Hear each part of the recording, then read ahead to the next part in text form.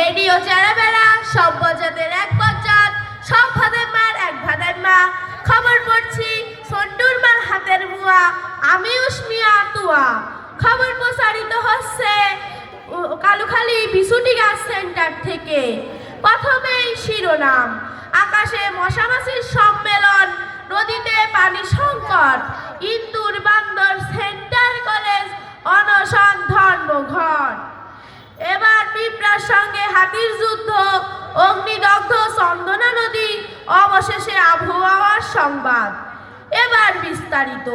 আজ সকাল 10 ঘটিকায় গভীর আকাশে মশা এবং মাছির মধ্যে দ্বিপাক্ষিক সম্মেলন চলাকালে যাত্রীবাহী প্লেনের সঙ্গে এডিস মশার সংঘর্ষ হয়।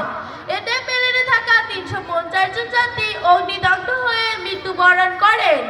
তবে মশার কোনো ক্ষয়ক্ষতি হয়নি বলে জানা যায়, বরং ক্ষিপ্ত হয়ে মৃত্যু ব্যক্তিদের কামড়িয়ে ডেঙ্গু জ্বর বানিয়ে ছেড়েছে। এদিকে নদীর পানি শুকিয়ে যাওয়ায় নদীর যাবতীয় মাছ মারা গেছে। তবে ট্যাংরা, পুঁটি, স্যাং, ব্যাং, কই, মাগুর পায়ে হেঁটে নদী পার হয়েছে। এদিকে ইন্দুর বান্দর সেন্টার কলেজের 3 জনাব সুসমন্ডল ফেলির মার ফান্দে আটকাইয়া পড়েছে। এর প্রতিবাদে ইন্দুর বান্দর সেন্টার কলেজের সকল ইন্দুর এবং বান্দর অনশন ধর্মঘট ডেকেছে। এবারে বিরতি। আশায় আসি তোয়ারে লই, বান্ধু মাখান সুখেরই ঘর, সুখের বদলে দুঃখ দিলা, কোন হারণে ভালোবাসার দাম না দিলা। ফিরান লাভলি সোনু নিবেদিত গান আশায় আসি। বিরতির পর আবারও ফিরে আসলাম সংবাদে। এদিকে আমাদের এক উইকেটিং বোচ অর্থাৎ হারে হারামজাদা রিপোর্টার জানান যে সোনাপুর মাছপাড়া ও বুয়াইলিয়া ঘুরে যাওয়ার সময় একটা হাতি একটা পিঁপড়ার পায়ের তলে পড়ে মৃত্যুবরণ করে। ইতিমধ্যে পিঁপড়াটির হাত ভেঙে যাওয়ার কারণে তাকে কুকুরের গাড়িতে করে কুতকুতি হাসপাতালে নিয়ে যাওয়া হয়।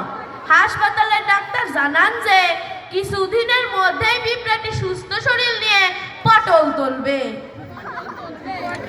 এদিকে চন্দনা নদীতে আগুন লেগে নদীর সব পানি শুকাইয়া গেছে, কিন্তু মাছগুলোর কোনো ক্ষয়ক্ষতি হয়নি। শ্যাওলাগুলো নিজ জায়গায় ঠিকঠাক মতোই আছে।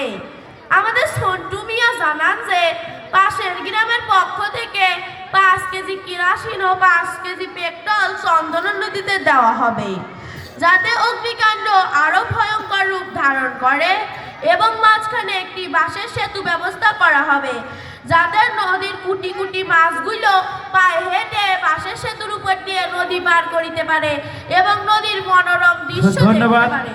তো এবার